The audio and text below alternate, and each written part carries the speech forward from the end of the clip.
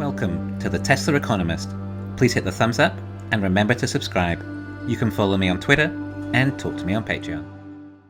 Yes, we pretty much have a good idea of what Tesla's Giga Berlin capacity will be, and it's around 500,000 a year, which is great, as it's about 50% more cars than Tesla delivered for the entire last year. Exciting. This 500,000 Model Ys a year figure comes from Tesla. It was shown at Giga Berlin at the festival, displaying their Giga Berlin body line makes one Model Y body every 45 seconds.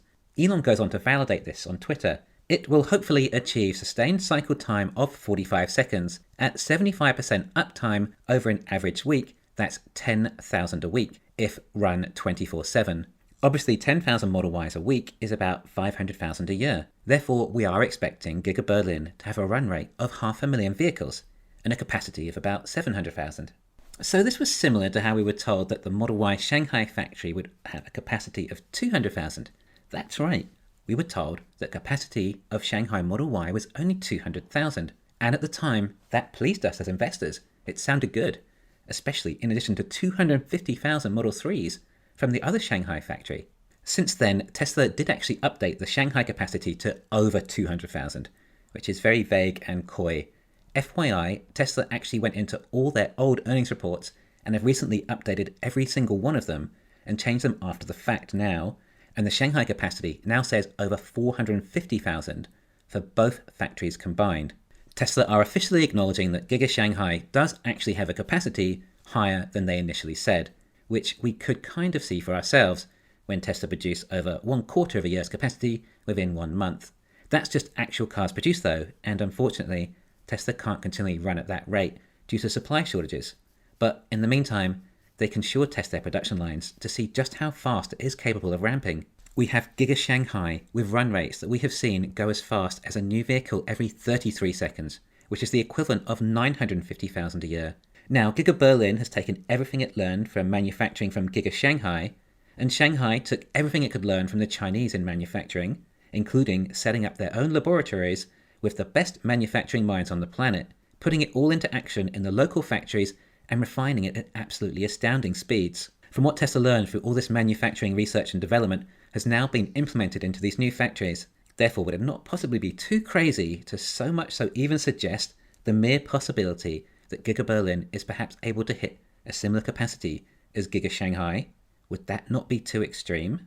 If Tesla produced around 40,000 Model Ys in Shanghai alone in January, that is just about 500,000 a year, which is the claimed Berlin capacity. Therefore, is it axiomatic to assume Tesla could hit the same rate as in Shanghai, except that the Shanghai Model Y factory is about 0.13 kilometers squared, and the Berlin factory is about 0.2 kilometers squared. The Berlin Model Y factory is quite a bit larger than the Shanghai Model Y factory, by probably over 50%. Berlin, of course, needs 300 less robots and processors due to it using the front die-cast molds. Given that, then shouldn't we expect potentially double the capacity of Shanghai? But if Model Y Shanghai alone is potentially capable of a capacity of even 1 million, then could that mean Berlin could potentially have a capacity of 2 million vehicles a year? These new manufacturing techniques would only need to improve production by 30% to have double capacity of Shanghai. As 50% more capacity due to the larger space, and if you add the extra 33% efficiencies onto that, it takes you to double.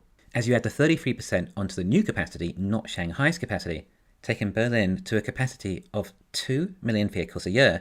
Okay, we may need to wind it down for some downtime by about 75% to get the real run rate, which takes us to a 1.5 million a year run rate, which is still pretty exceptional. Sound exciting? Well, somewhat, yes, but it wouldn't make much difference to Tesla sales if the factory had a capacity of even 20 million a year either. If you're looking at factory capacities to try and estimate Tesla's growth, then you're looking in the wrong place. The biggest indicator on production will be the amount of batteries Tesla are producing. And as far as Berlin is concerned, it will be the amount of 4680 batteries Tesla can ramp. 4680? Berlin's using 2170. Correct. The 2170 is not going to ramp up particularly fast though. They're just being used temporarily until Tesla completes their Berlin 4680 factory. Well, if batteries are so important, then why didn't Tesla build this factory earlier then? Good question. Well, what if they couldn't set up the 4680 production line in time in Berlin? Perhaps 4680 lines require a very specialized team, of highly, highly trained professional engineers who have to set it up. Well, this team would currently be working on setting up the Austin line. I'd get the impression that not anyone could do this, and most likely not anyone who works for Ford. Once said team has set up Austin's 4680 line, then maybe they will move over to Berlin to set up the new one there. Oh, wow. If this is true, then we likely have a timeline of when we think the 4680 production would be operational in Austin.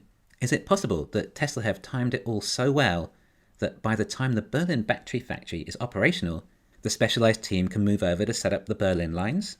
Otherwise, you might have thought the Berlin battery factory was more of a priority if batteries are the bottleneck. Judging by the progress on the battery factory in Berlin, perhaps it will be complete within 3 to 6 months, at least to a stage where Tesla can get in and start setting up the battery line. When they'll actually be able to start manufacturing batteries, I am unsure. There'll likely be some more fun permits required first. If this is the case, then we should expect to see Tesla testing the Austin 4680 line surely within the next couple of months. 4680 ramping is the bottleneck to Tesla's growth. There'll be other bottlenecks within the 4680 expansion. I'm pretty sure that one of those bottlenecks will be shortage of qualified engineers to carry out this extremely advanced manufacturing task, possibly the most complex manufacturing line ever created, which would make sense, as it will also be the most valuable one ever created too. Oh, and let's not forget that capacity of the 4680 battery line in Berlin is rumoured to be 250 gigawatt hours, enough batteries for about 3.5 million Model Ys if you were wondering, a year of course. We know that Berlin is planning on expanding though, and those batteries will likely be shared amongst all future factories on the site too. Most likely a Model 3 factory starting next. Of course, 250 gigawatt hours is not going to be the absolute limit either. And no, none of those batteries are for energy storage. 4680 is designed for vehicles. But either way, this would be more than an ample supply of batteries to meet our estimated capacity. Elon was coy about capacities on the latest earnings call, and he did say that capacities can always be improved. We know how fast we've seen some vehicles come off the line in Shanghai. However, we didn't get to see the build quality of these vehicles. There could have been panel gap issues for all we know. Perhaps that's what a lot of the build quality issues were a result of. Tesla ramping up and testing production so fast. Elon even said it only really happens now when they're ramping up. I think Tesla would do this. I think they would push the production line as fast as it can go until they see production quality start to suffer too much. From there, they most likely use all that data to refine it again and see what was causing the issues, continually testing and pushing. I think Elon said something along the lines of, if you aren't putting processes back in, you're not removing enough out in the first place, which feels somewhat online here of the level Tesla will be willing to push these production lines. Okay, so what if Tesla are sandbagging Berlin? What's wrong with that? Just try and stay under the radar for as long as possible. By this stage, in case you didn't realize, Elon could probably rewrite the Art of War himself with a more improved version, like a 4D version of Art of War.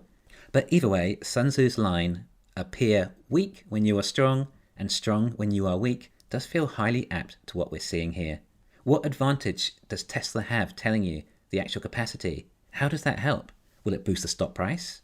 Possibly, maybe a little, or more people might just mock and laugh at Elon about crazy targets, and maybe he's had enough of that by now.